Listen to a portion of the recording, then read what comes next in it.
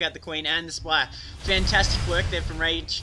I mean, now he's taking out these Overlords. This Zerg is just struggling to come up with any kind of answer. I mean, he was really prepared for it before with the Destructible Rocks at his natural expansion, but he hasn't he hasn't taken out these Destructible Rocks at his elevated expansion. So it's interesting to see what the Zerg player is going to do to counter this Thor harassment. I know from a Zerg perspective this is so annoying to face this, especially now that these Thors have got the high ground.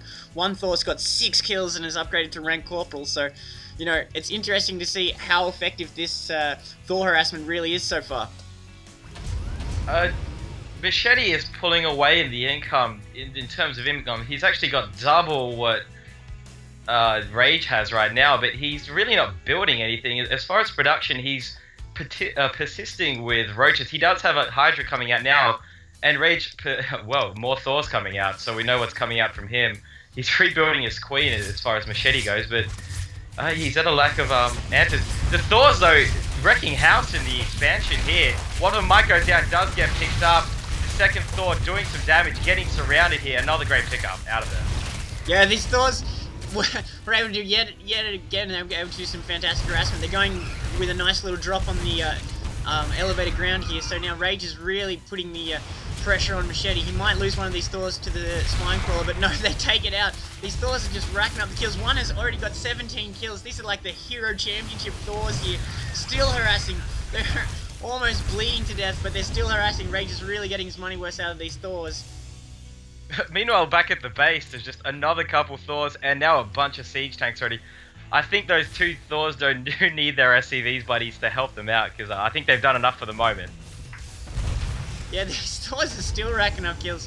I mean, they're both alive. You should really think about getting some Hydras out or some kind of mutas just to take out the dropships. But, I mean, Thors are very effective against mutas, so it's interesting to see what Machete's going to do to stop this harassment. Rage has really just been going to town, and these 2 Thors have really been the workhorse for Rage here. I mean, they've just been absolutely slaughtering Zerglings, drones, Queens, Spires. They're just getting their money's worth, absolutely.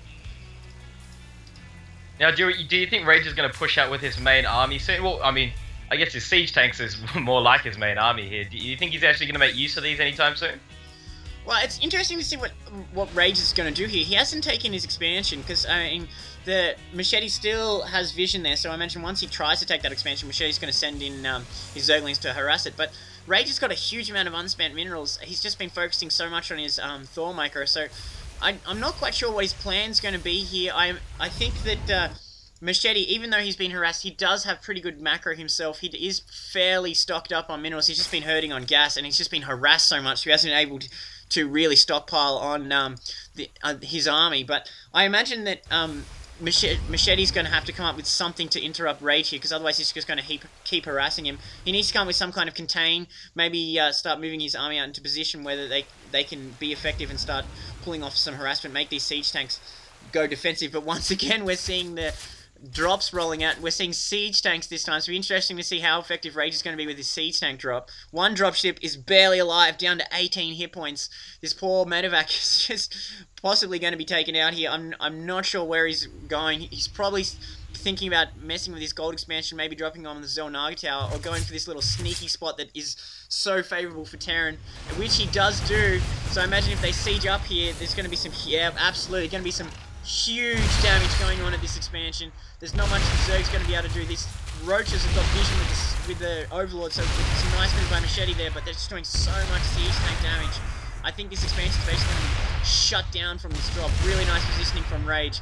It's like one of the most exploitable things on this map is this tiny little alcove here. So yeah, it's interesting to see what Machete's going to do to come back. That's huge siege tank damage. He just completely messed up that gold expansion.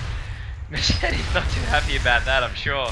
A wonderful dropship play, as you were saying. These Mutalisk are going to take these dropships out, though, leaving these siege tanks to die. They can't do much about that. They cannot attack air. So the main army for Rage, though, is moving out with his Thor SCVs in tow and a bunch of Marines. But there are mutas on the field. There are Hydras, Zerglings everywhere. So this could be the tide turner.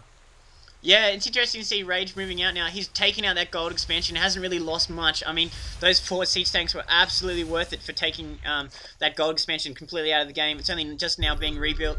I mean, these mutas are going to get slaughtered here by these Thors. The splash damage is going to go to town. The Hydras are on the